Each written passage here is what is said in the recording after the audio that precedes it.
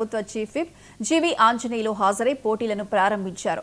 మండలాల వారీగా ఎంపికైన ప్రతిభావంతులైన విద్యార్థులకు ఎమ్మెల్యే అభినందనలు తెలిపారు. రాష్ట్రంలో 854 పీఈటీ పోస్టులు నియామకం చేపట్టినట్లు తెలిపారు.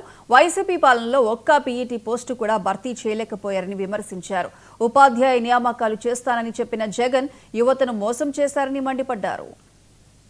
చాలా మంది ఉన్నారు మీతో పాటు చదువుకుంటున్నటువంటి పిల్లలు, వాళ్ళందరూ కూడా ఈ సెలక్షన్స్ కి రాలేకపోయారు. మీరు బాగా ఆడారు. ఈ ముందు ఈ సెలక్షన్ కోసం ఇక్కడికి ఆ టీం నుండి మీ మండలం నుండి సెలెక్ట్ అయ్యి ఇక్కడ రావడం చాలా అభినందనీయం. ప్రతి మండలం నుండి ఒక టాలెంటెడ్ టీం ని సెలెక్ట్ చేసి ఇక్కడ జిల్లాకి ఫ్యూచర్ లో స్టేట్ కి ఆడబోయే age under the age 14 to 17 age group లో రానున్న కాలంలో జిల్లాలో ఖోఖో టీంలో ఆడటానికి స్టేట్ టీమ్ లో ఆడటానికి మరి ఇక్కడ సెలక్షన్స్ జరుగుతున్నాయి. మరి ఇక్కడ సెలక్షన్ కూడా మంచి జడ్జిలు వచ్చారు. వాళ్ళందరూ కూడా హృదయపూర్వక అభినందనలు. ముఖ్యంగా గత 15 సంవత్సరాల్లో పీఈటీ టీచర్స్ నియామకాలు చాలా తక్కువ ఉన్నాయి. మన రాష్ట్రంలో 850 టీచర్స్ పీఈటీ నియామకాలు చేసింది ఈరోజు ఎన్డీఏ ప్రభుత్వం, మన ముఖ్యమంత్రి చంద్రబాబు నాయుడు గారు, నారా లోకేష్ గారని మీ అందరికీ నేను గుర్తు చేస్తున్నా.